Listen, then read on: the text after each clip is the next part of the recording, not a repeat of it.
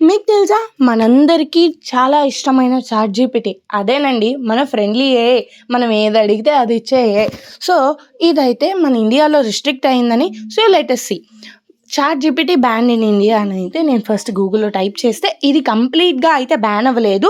కానీ financial ministry ఏదైతే ఉందో అది అఫీషియల్ డివైజెస్‌లో, అఫీషియల్ వర్క్‌లో మాత్రం ఈ యొక్క చాట్‌జీపీటీని అండ్ డీప్‌సీక్ ఏఐని మాత్రం వాడొద్దు అని చెప్పింది. ఎందుకు అంటే డేటా సెక్యూరిటీ కన్సర్న్స్. సో, ఇప్పుడు ఫైనాన్షియల్ ఇష్యూస్ కోసం మీరు గనక చాట్‌జీపీటీని యూజ్ చేసినట్లయితే గనక ఆ ఇన్ఫర్మేషన్ అనేది లీక్ అవుతుంది. సో, ఇటువంటి కేసెస్‌లో మీరు ఎటువంటి ఏఐని వాడొద్దు. అండ్ మీ పర్సనల్ ఇన్ఫర్మేషన్ షేర్ చేయొద్దు అనైతే ఫైనాన్షియల్ మినిస్ట్రీ అయితే చెప్పేసింది.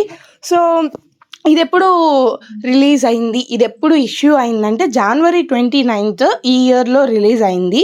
సో, బట్ దీని గురించి ఇంకా చాలా మందికి తెలియకపోవచ్చు. అందుకనే ఈ ఒకటి చెప్తున్నాను. అపార్ట్ ఫ్రమ్ దట్ చాట్‌జీపీటీని, డీప్‌సీక్‌ని కాకుండా ఏదైనా ఏఐని యూజ్ చేయొచ్చు అని చెప్పారు. But better you don't share your personal information with it. Thank you.